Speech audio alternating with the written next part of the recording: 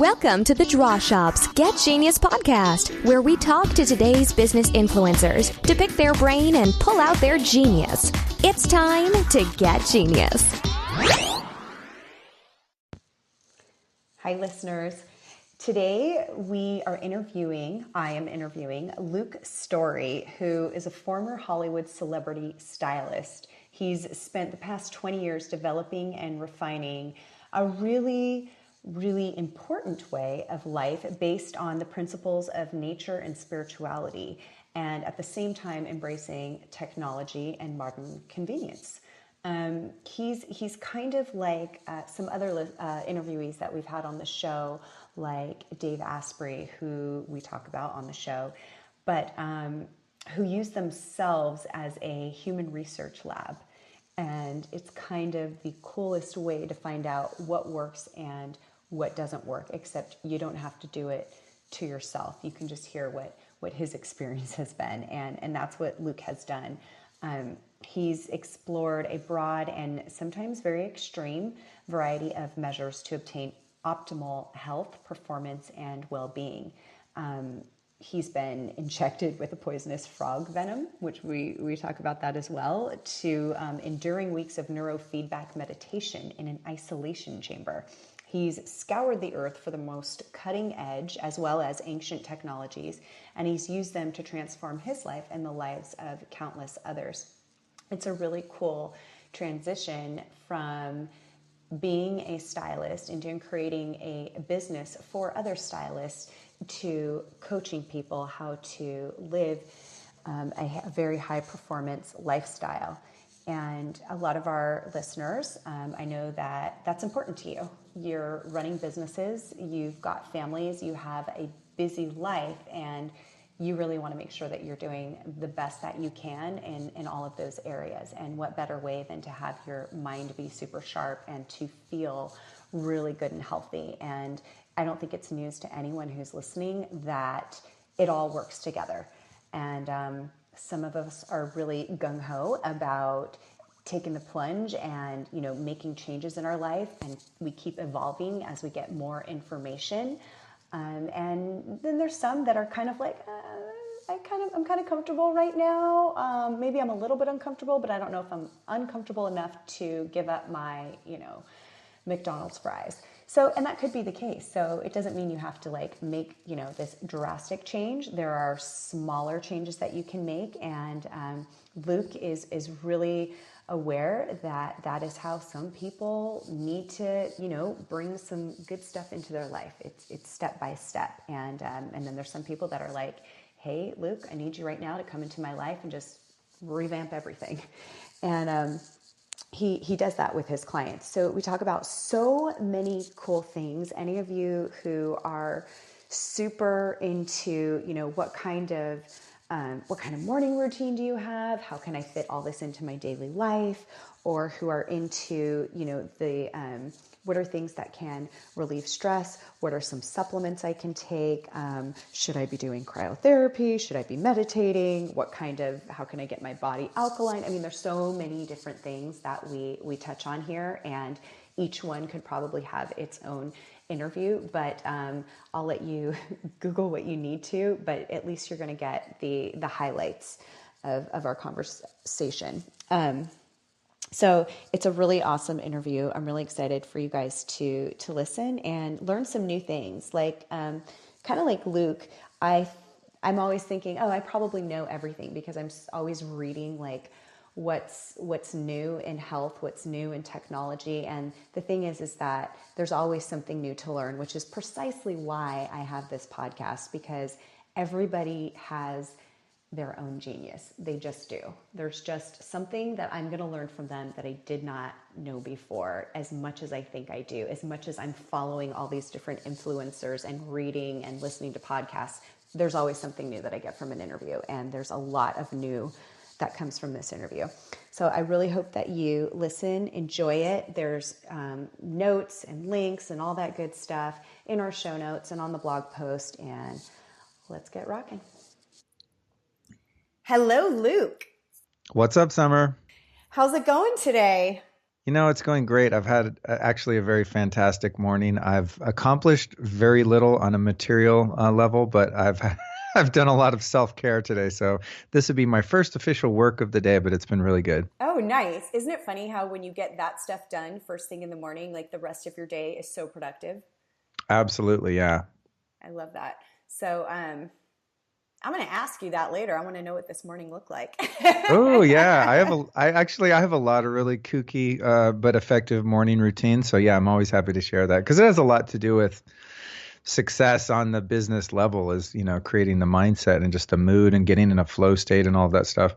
Absolutely.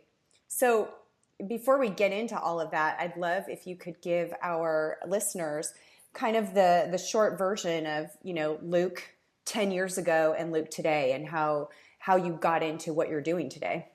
Sure, absolutely. So I moved to Hollywood in 1989, and my dream at that time was to become a rock star. And I proceeded to pursue that for the next, 10 years probably after that, playing in bands and doing all of that kind of stuff, and managed to pretty much wreck my life through living the Hollywood party animal lifestyle. Right.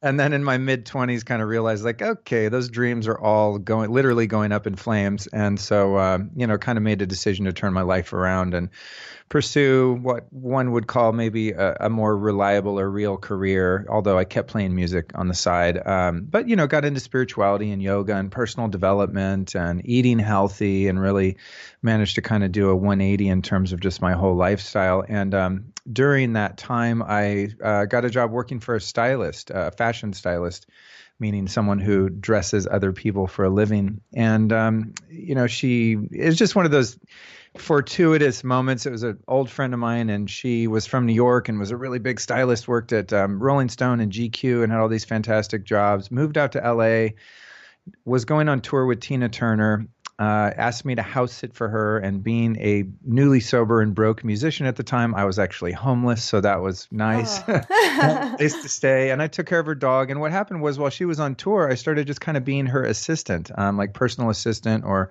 assistant stylist. And that was maybe 3 months over a summer. And when she came back in town, she immediately booked Aerosmith as a client.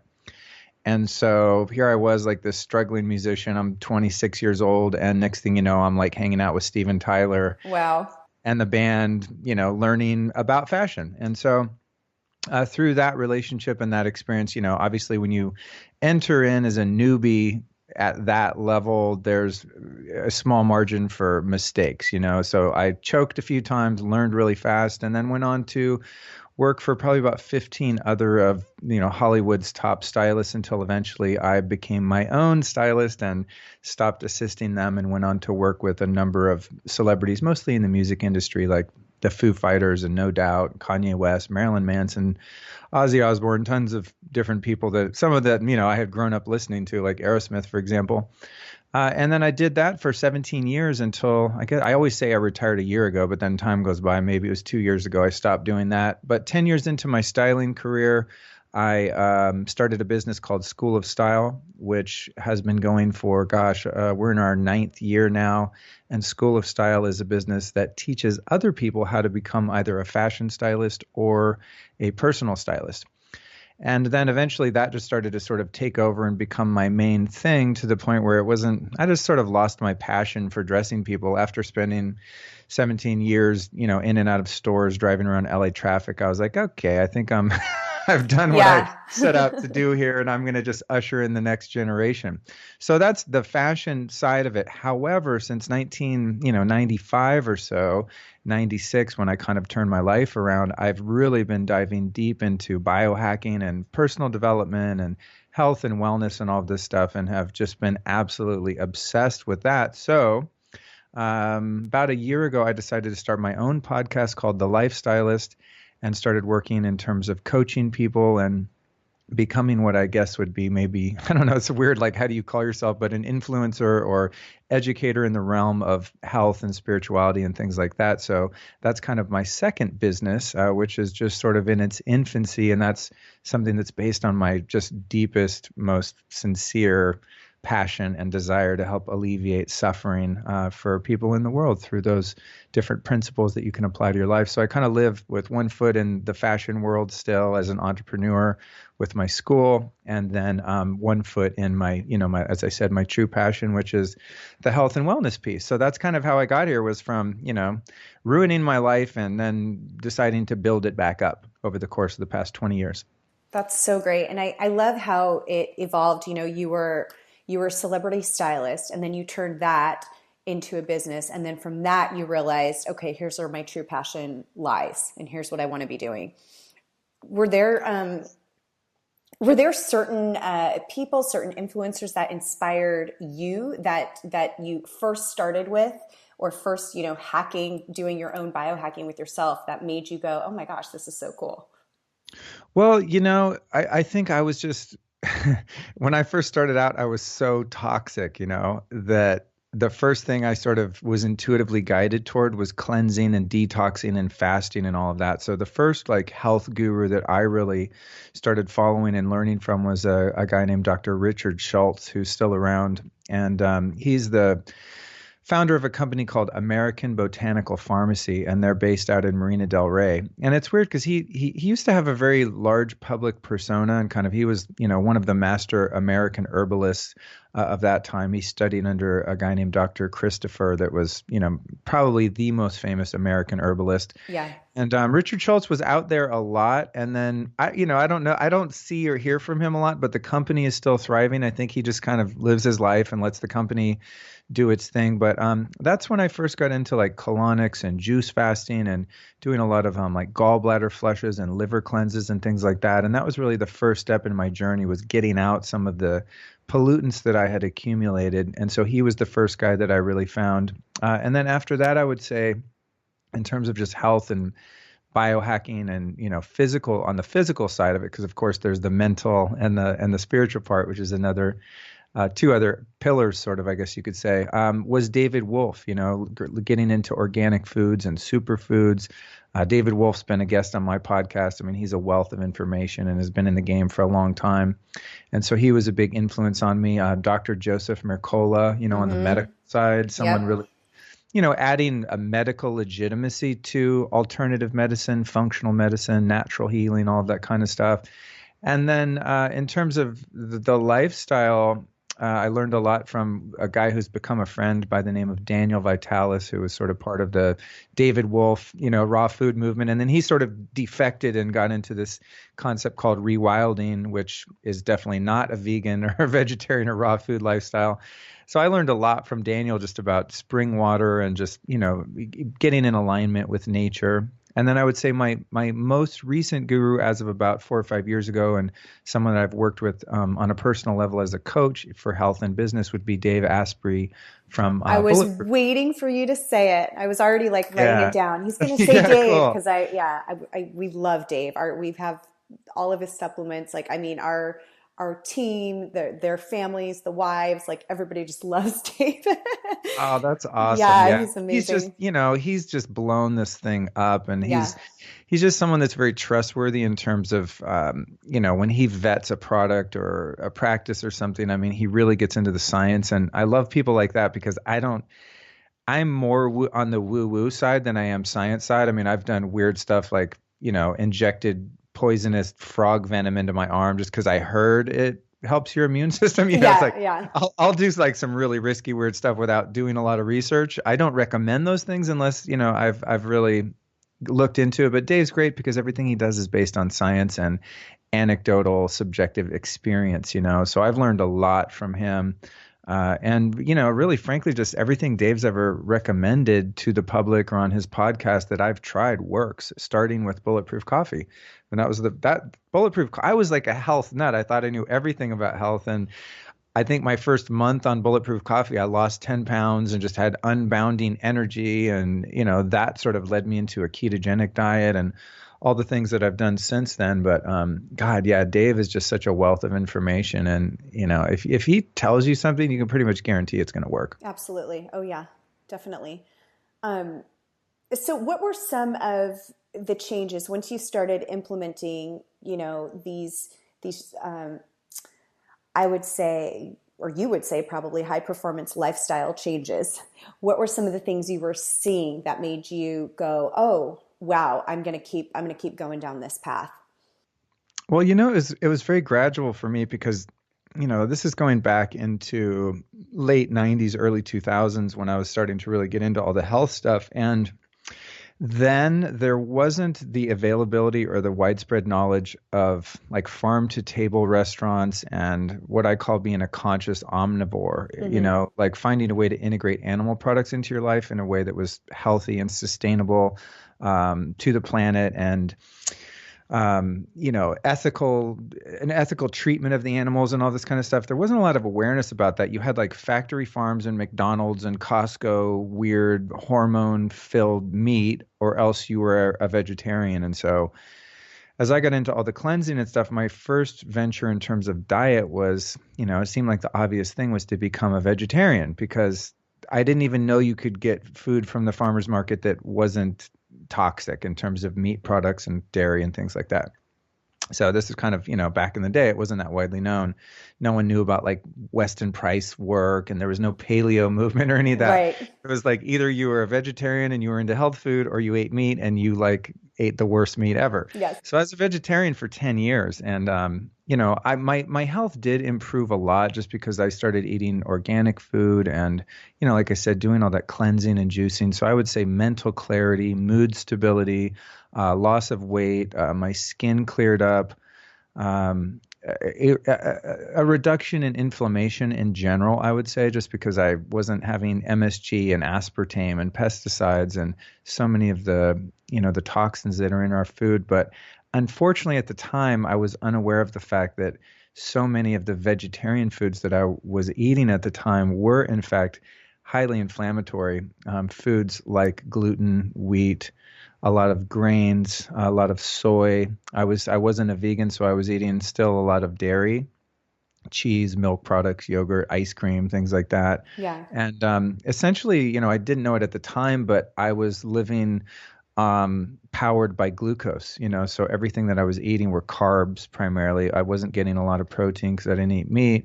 So I was still pretty inflamed and I still had, for a number of years, fluctuations in energy and mood. So it's like I got healthier and I did notice a lot of benefits, but it took me a long time to kind of work out the kinks and find that there were some, there were still some foxes in the hen house that it took me a long time to become aware of, which, maybe we could go into next. But I think the first benefits I had were just the obvious, like detoxing and getting the poisons out of my body and, and also just the benefit of filtering my water at home. And I got on spring water and didn't drink anything with tap water, didn't use toxic cleaning products in my home or toxic products on my body. So just kind of eliminating poison out of my life had an immediate effect, but it did take a while to kind of really fine tune the diet piece. Right. So I notice, with a lot of entrepreneurs that we work with, a lot of them are into health. And then there are still some, though, that they don't want to make the change because it's kind of scary. You're going to be taking something away from them. It's uncomfortable. Do you ever work with people like that? Yet they want to be high performers, so they're thinking it's all about, the exercises they do in terms of their brain, or becoming more efficient, not really realizing that the two go hand in hand in terms of your brain health and your physical health and how you actually become a better performer when those are all, working at their prime. How do you influence those type people to make that change when it's so uncomfortable for some? Yeah, it's difficult to break inertia. When someone's been doing something a certain way their whole life, even if it's not working for them, it's very difficult to pry things out of someone's hands. Yeah. It's like, in my experience, because I've also worked with a lot of recovering alcoholics and addicts, having, that in my history. So I'm actually pretty good at, I would say, persuasion in this way, but a person has to really have the desire in the first place, So if someone's having cognitive issues, they're an entrepreneur and they are unable to focus and they have brain fog, or they're overweight, or they have a lack of energy, or their sleep sucks and it's affecting their bottom line at work, or, an entrepreneur that is say has mood swings and is horrible at management because they are unable to control their limbic system and they're always in fight or flight and creating drama. I mean, you have to get someone to sort of see what the problem is before they're willing to accept the solution. Yeah, that's very true. That said, having coached a lot of people and still continuing to do so, and even, to a degree, people with business and my business school of style, I mean, all we do is teach people how to have a career. It's really a business school more than it is kind of an art school. So I have a lot of experience with this. And I think for me, it boils down to a person's personality type. The first ingredient, of course, is what I said, that they have to really have a strong desire to make a change. And that desire is usually brought about by identifying that there's a problem there that they can't overcome unless something changes. But then you run up against the two personality types. There's the gung-ho person, and this is like my podcast listeners are all like this too, based on the feedback I get in emails and stuff. They're like, I'm all in. Yeah. So this is someone that's like, all right, dude, you know what? I want more productivity. I want to gain muscle. I want to lose weight. I want to focus. Tell me all the smart drugs. Give me all the supplements. Tell me how to do an ice bath. Right. I want the infrared sauna. I'm going to do it all starting tomorrow. And they actually do. And you can give them a plan and they're just like, they're sick of the shit. They're ready to make a change and they just do everything all at once. And then you have, and that's kind of more my style personally. And then you have someone who really needs to be sort of led into the party gently, and implementing one little change at a time. And for the person who is resistant or just is very habituated and has a difficult time making that change, for me, the best way to work with someone like that, or if someone's listening and they're like, oh man, that's how I am. I don't want to give up my junk food or my aspartame gum or the non-organic coffee that I drink from 7-Eleven, the tap water that I'm still drinking at home. And if you're drinking tap water, you should stop. I don't care what the city water report is. It sucks. If it's that type of person, then really what works best, I think, is using the law of displacement. Meaning, rather than saying, okay, you have to quit eating at McDonald's, how about you just add one like low sugar, cold pressed green juice into your diet per day?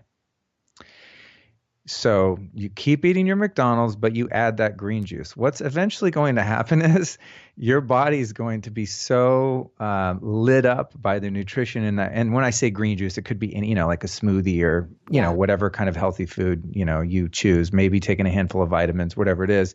Your body starts to respond to that on a cellular level. And then it sort of sends a message to your taste buds, to your mind that, wow, you know what? Maybe I really don't want that McDonald's cheeseburger today or that Diet Coke or whatever toxic thing that person is eating. And so when I say the law of displacement, it's like, rather than trying to quit things, how about we just incrementally add lifestyle practices or supplementation, whatever it is, alternative healing devices, going to the chiropractor, going to acupuncture, any sort of self-care, physical improvement on a natural level, start adding some of those things in. And what happens is you just start to notice that you're feeling good. And then there's this kind of tipping point where all of a sudden, like, you've been drinking that Diet Coke every day at the office. You have 2 or 3 of them a day. You don't, you can't even function without those. But then you've been doing saunas and green juice and getting body work. And, maybe you add a bulletproof coffee in the morning instead of that regular black coffee with sugar and fake sweetener or, whatever in it. What happens is you start to really get hit hard when you deviate. Yeah. And so you start noticing like, wow, man, I'm actually feeling pretty good. Then I drink a Diet Coke and I'm destroyed for the day and my focus goes out the window. So I think for that type of person, just adding things in gradually and subtly without imposing too many strict rules on oneself probably has a much greater a chance of success, because it's like, that inner rebel isn't like, oh man, I have to like quit all this bad stuff. I can't have food that tastes good anymore. You just stop wanting that stuff. It's like, you couldn't pay me to eat a pack of Doritos. And there was a time in my life where just like, I could eat an entire, yeah, I mean, I could eat an entire, I'm not talking the little sample pack. I mean like an entire big bag of Doritos. And what's in Doritos is, MSG, all kinds, all kinds of chemicals. It's GMO corn. I mean, it's just the most toxic thing. So I might like enjoy the taste of that now, but my body would immediately reject that on such a deep level that I really wouldn't be willing to pay the price. And so it's like my body's own innate wisdom tells me what to do and what not to do. So it's not like I feel like I'm being restricted as if, oh, I can't eat a whole bag of Doritos. It's like, I really don't want to because it feels so bad. Yeah. And you really have to be in tune with your body, which for me has been, it wasn't a very, I mean, I guess it's a quick process just in that if you start to pay attention, you'll start to see it. But then it just becomes like where you kind of just instinctually know what's going to happen if you do, if you eat gluten, if you have too much sugar, if you have, that extra glass of wine, whatever it is, you just start to know these things about you. But it's definitely something like you said earlier, you kind of have to be in that you really want to learn and want to be connected and know what's going on in your body, because it's not that hard. You just have to have that desire. Yeah, I think another great recommendation too for people, and this is whether someone's the all-in type that's like, all right, I've heard about this biohacking thing or this health thing, I'm going to do every single thing starting today. Whether you're that type of person or you're like, nah, I don't know, I don't really want to let go of my pizza or, cigarettes or whatever it is. I really strongly recommend Dave Asprey's Bulletproof Diet. And it would start with the book, which is a really easy read. It's based on science, but it's not presented scientifically. It's presented in very common really parlance. Easy. And we've had Dave on the podcast too when we maybe it was about a year ago. And I agree with you. It's a very easy read. The cool thing is that he, like you said, he does all of the science. He does all of the research, obviously, so that you don't have to. So if you're kind of asking, how is it possible that I can drink butter coffee with MCT oil that is loaded with fat and that be good for me? I remember I had lunch with Dave once, and he sat there. We were at one of our mastermind groups, and he had this big, huge bowl of guacamole. It was just avocado with MCT oil on it and some pink Himalaya salt all over it. And I'm just sitting there going like, wow, he's like, I just have to make sure that I'm getting enough fat. Most people would just be like, what? Yeah, absolutely. Well, those are the type of myths that are being dispelled now. And that's what's great about I learned so much from podcasts just the free information on the internet and through social media. We can really become our own doctors and become self-educated and dispel the myth that like fat makes you fat. It's ridiculous. But going back to the Bulletproof Diet, so there's the book, but what I found to be really helpful when I work with people is the Bulletproof Diet Roadmap, which is an infographic. You print it up. It's like, I don't know the measurements, 11 by 17, like quite a, one of the, like a big piece of paper about twice the size of copy paper. And what I did is I printed up a bunch of those, and then I'm like, I'm really weird. I love laminating things. I'm like, I have like this really high-end laminator. When we used to have an office together with my school, everyone was always making fun of me because I'm like, let me laminate that, But what I did is I just laminated a bunch of those, and you could also do that take it to a printing place yourself. And I just give it to people and I make them put it on the refrigerator.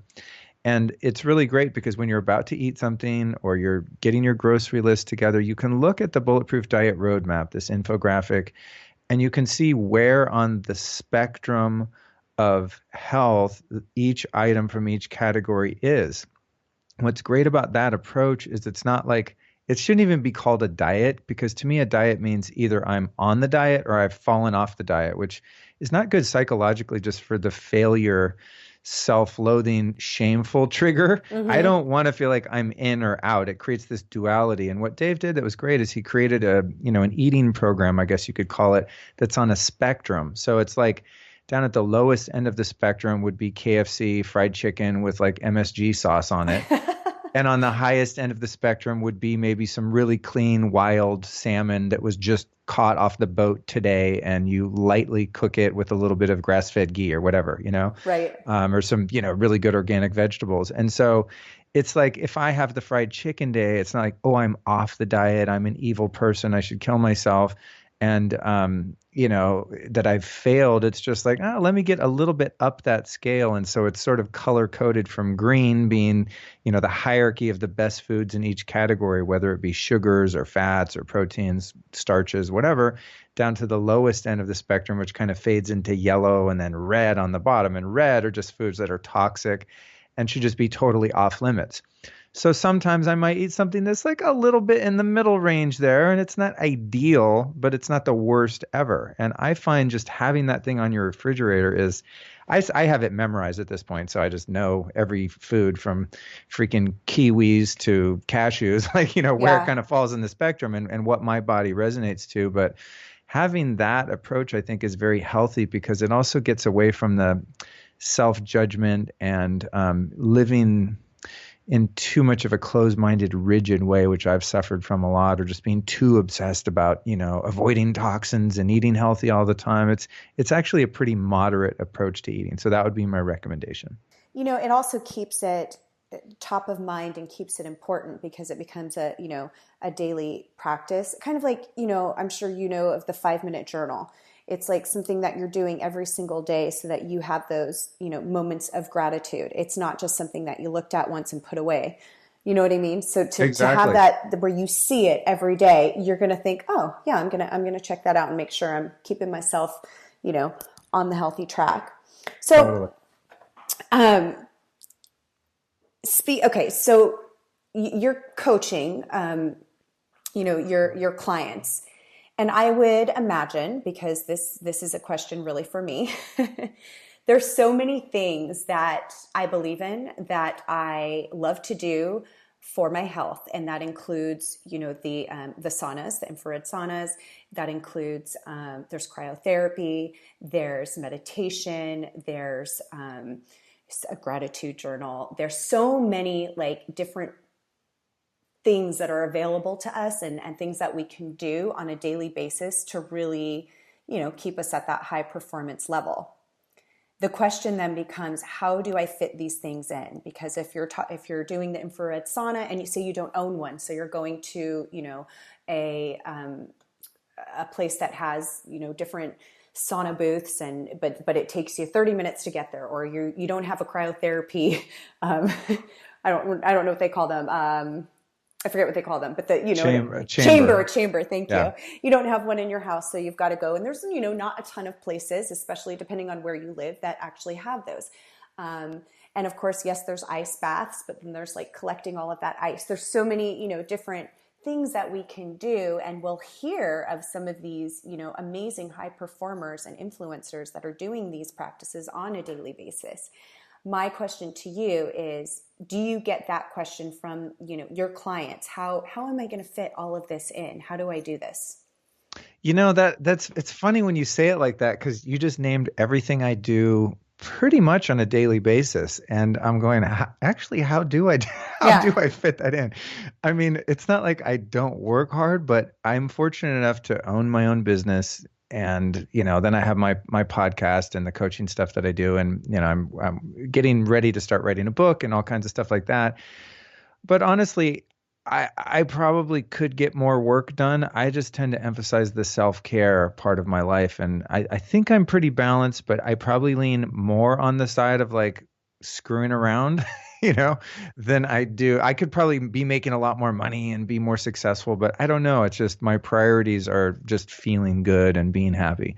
But I do get that question a lot. People are like, okay, that's easy for you because you own your own business and you can make your own hours. And it's not to say that I don't work hard, but really what it is building these things in incrementally, as I said before, little by little, until they just sort of become part of your practice. And you'll be amazed as you start to add something in, say, just doing meditation, okay, say 20 minutes a day, twice a day. I do something called Vedic meditation, which is similar to TM or transcendental meditation, similar practice. Which is what I do, yeah. Cool, yeah, 20 minutes twice a day. And it's revolutionized my life. I've been meditating for 20 years, but this particular method about 5 years.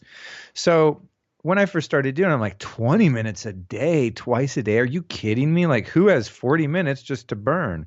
Well, guess what? If I'm really honest with myself, I can sit down on Twitter and start looking at politics and sit there for an hour and not even pull my head up. Like I don't even realize I've gone into a vortex. Or I can sit there and, tweak out on ancient emails that really don't even need to be addressed anymore, or Facebook, or any, God, I don't even watch TV really, but I don't actually have cable or anything. I watch Netflix sometimes on my computer. But if people are really honest with themselves, you might find that a lot of time is spent each day doing something unproductive and unfulfilling, and just doing things that sort of distract you from your problems. Yeah.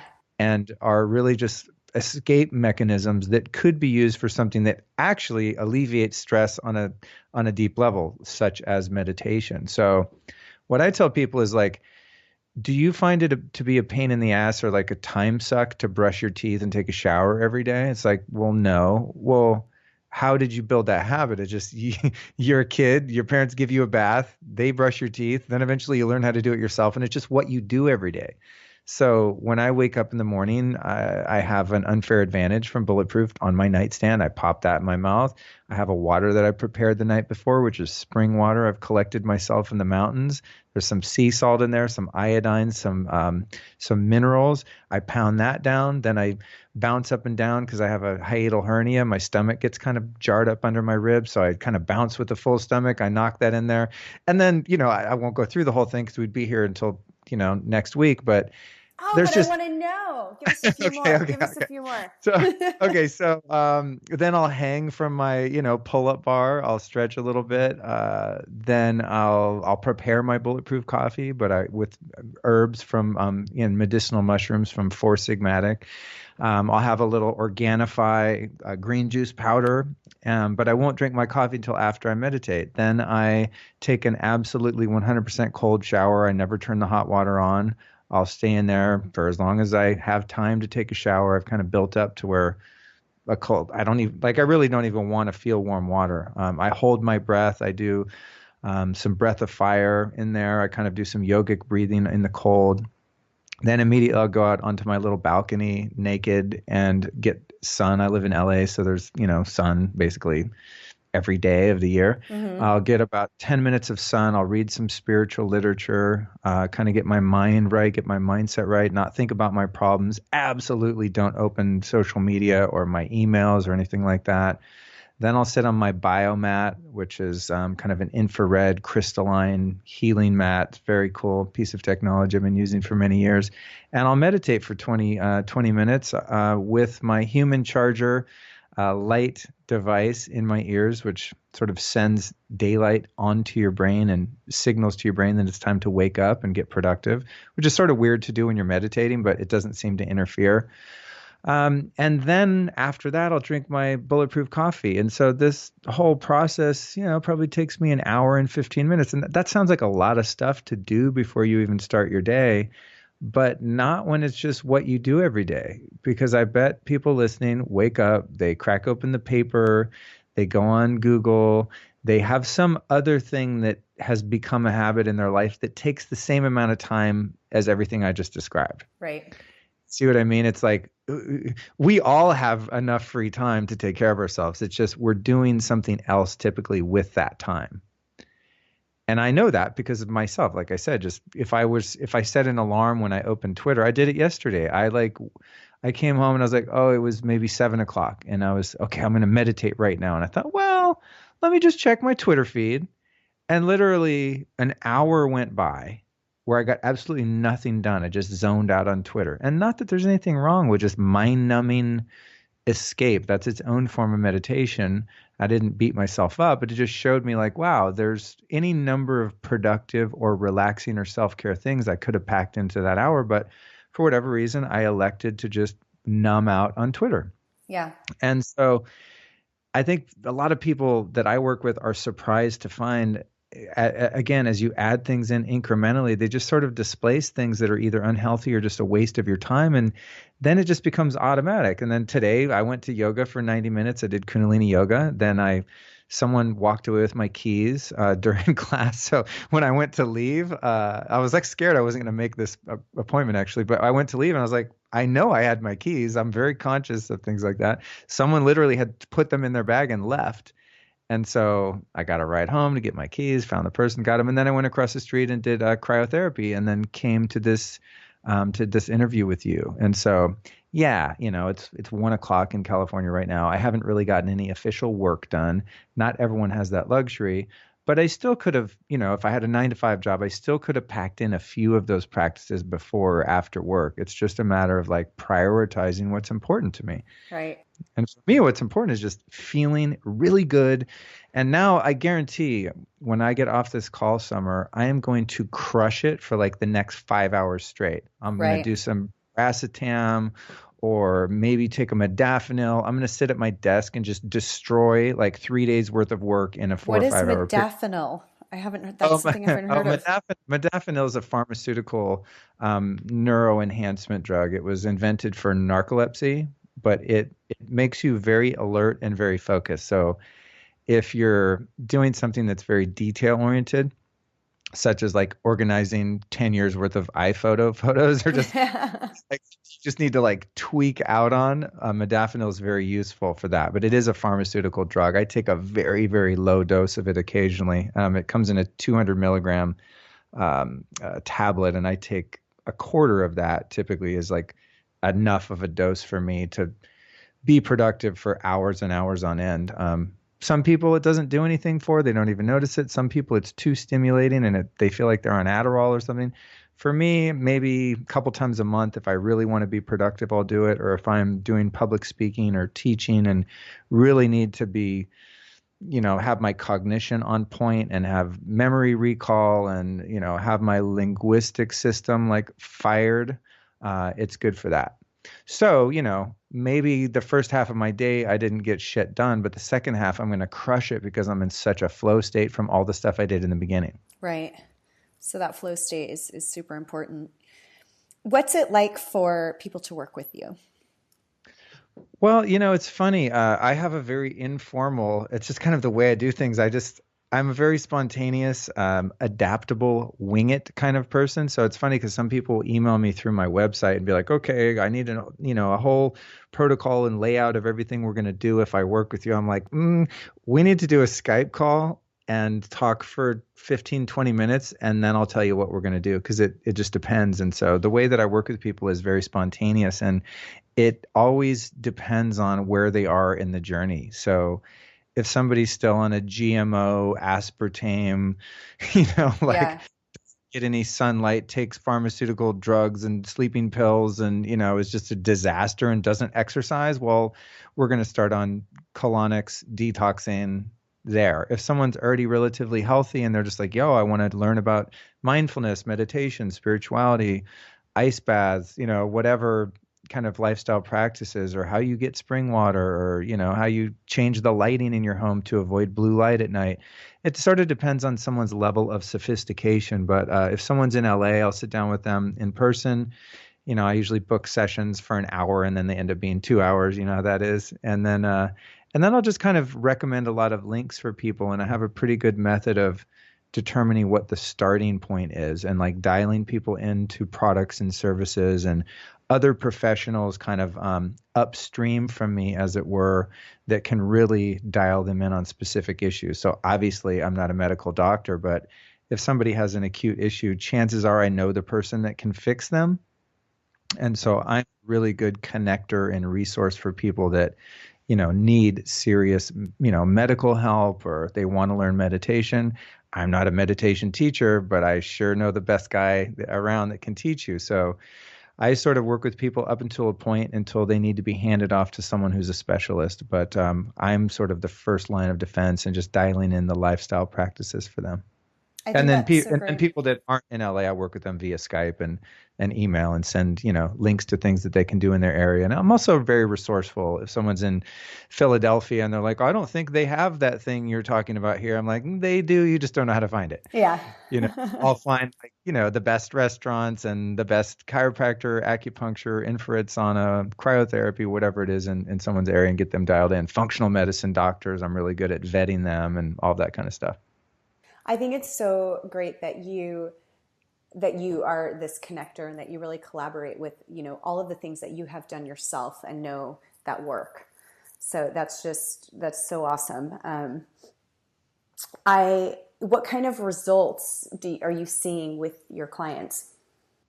Well, I think the first result is just, I mean, people always want the superficial stuff like, oh, I want to lose weight or, whatever. They have like a specific health issue, like, oh, I'm constipated or I have acne, or a woman will have really bad cramps or whatever. And I have a good idea of where to go with that. So, the immediate result is that people are looking for is like, I want to alleviate this one thing. But since my approach is holistic in terms of one's own mentality and really being mindful of your thoughts and using different techniques to really discourage any form of negativity emotionally and mentally, the spiritual piece, finding some sort of teaching or path that works for you, and the physical piece, the mind, body, spirit sort of trifecta there.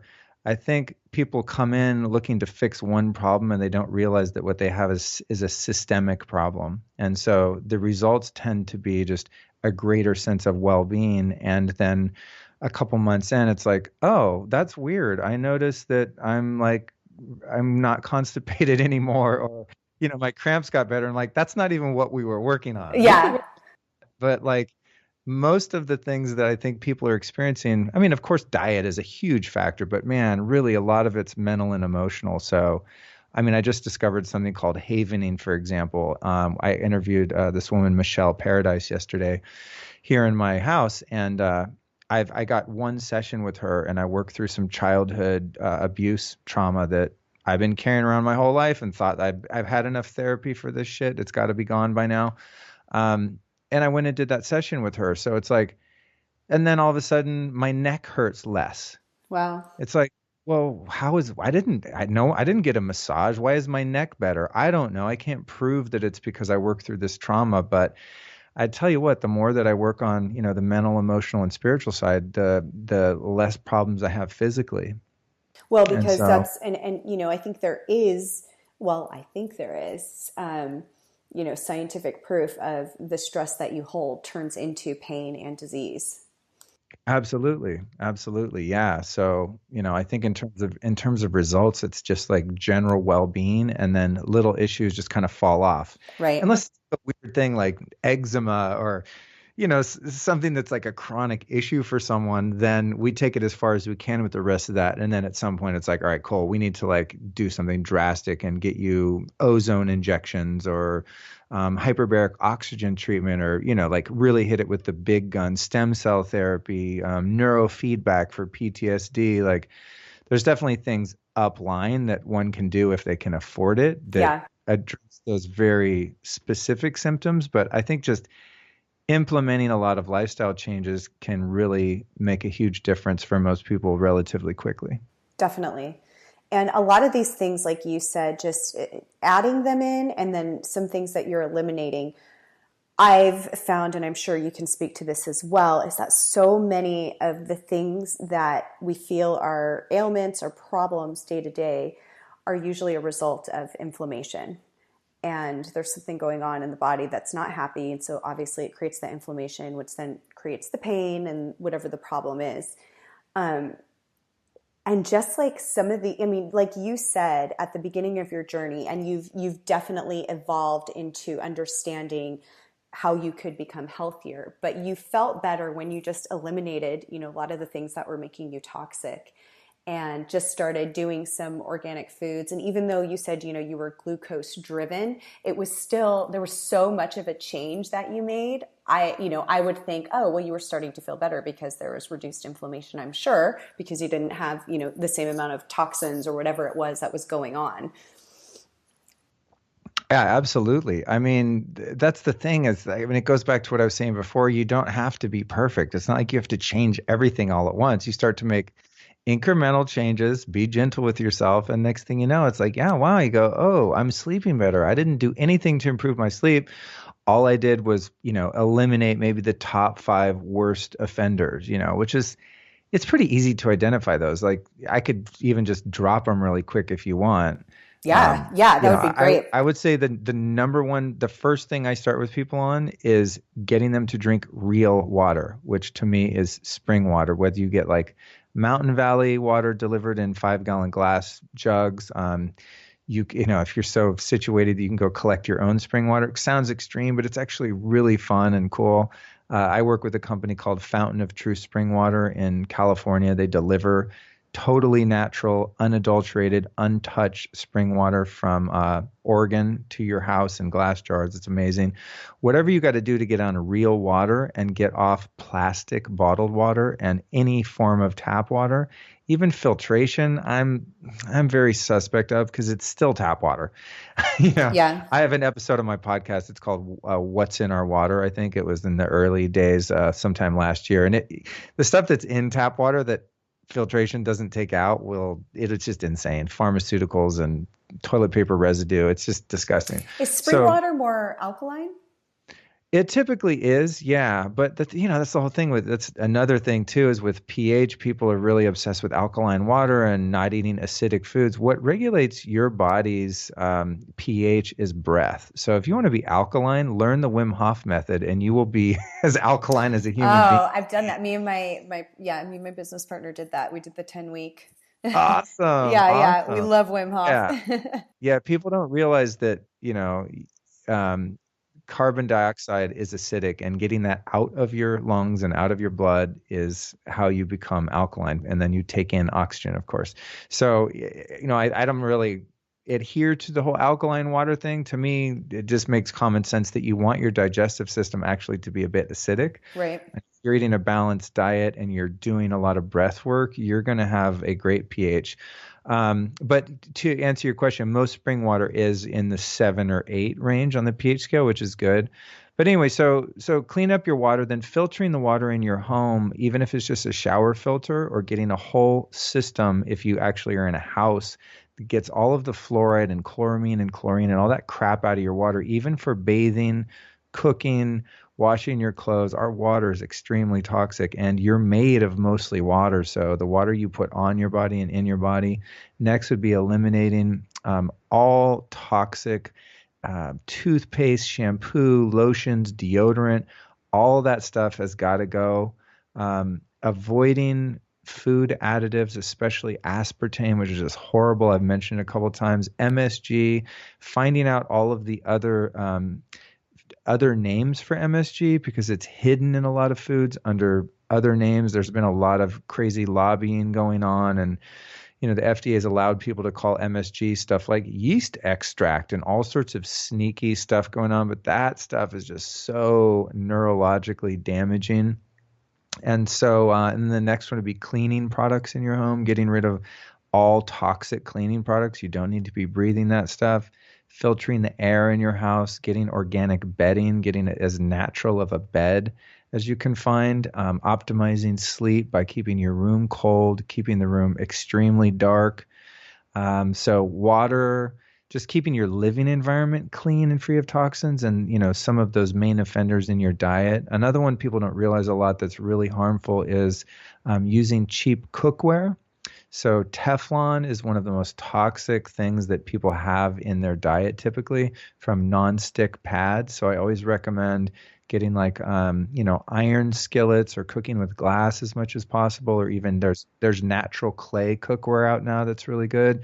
But if you're just if you go to, like a Target and buy some pots and pans and you're boiling water and cooking food in those, what's happening is you're poisoning yourself with really bad heavy metals. Nickel, cadmium, lead, all kinds of nasty stuff are in these metals. Even if it says stainless steel, most of those metals are amalgams used with really cheap metal that leach into your water and food when you cook and bioaccumulate in your body. So on the physical health level, those are like a pretty good things to start with right there, and you'll actually notice some immediate changes just from those things getting taken care of. Well, that's awesome. I love that. And I think kind of back to what you said, starting out small, because, it can sound like, oh my gosh, am I really going to do all of that? And the way I find helpful, especially when it comes to, switching out foods and products that you use, it's just like, you run out of your toothpaste. The next time you buy it, buy the non-toxic toothpaste. You run out of soap, next time buy this, instead of, feeling like you're having to do it all at once. You can, some people are like that. They're just like, get rid of it all. Let's do it now. But just like you said, it's just those small changes that kind of just keep building because you realize the little bit of a difference that it makes. And then you just keep growing upon that. Totally. Yeah. And again, it just depends on your personality type. I work with clients sometimes and locally in LA, and I'll go to their house and they're like, I'm sick of this. I want to change. And I'll go, and we usually start in their kitchen. Sometimes we do the bedroom and get their sleep optimized and all that, but usually it's the kitchen. Like I had a client last year and I went into his house in Malibu and he's like, dude, just do what you need to do. And he sat there and watched me and I just destroyed every cabinet in his kitchen. He had the most disgusting, toxic, like condiments and just old herbs and like liquid smoke and just bad hot sauce and all this stuff. And I literally walked out of there with one of those giant plastic Target bins, but I wish I had it on tape. It was, he's like a celebrity. I don't know if he'd want to be named, but, he was like begging me to not throw away his hot sauce with MSG and corn syrup and just GMO, just nastiness. And I could see how addicted he was. But what happened with him is because I literally took everything with me in my car, and then he was forced to go out and buy new stuff. And so I said, dude, just go to Erewhon, which is like, our really fancy health food store here in LA. And I said, go to Erewhon and pretty much anything you buy in there to replace the crap that you had is going to be okay. Yeah.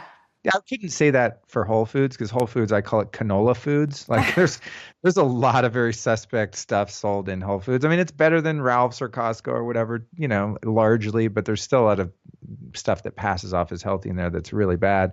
But I said, just go replace all the stuff now. And that was like an all-in-one fell swoop. But as you said, for some people, it might just be like, hey, I ran out of my fluoride-filled toxic Crest. Next time, go get some like Nature's Way fluoride-free toothpaste and then just buy that from now on.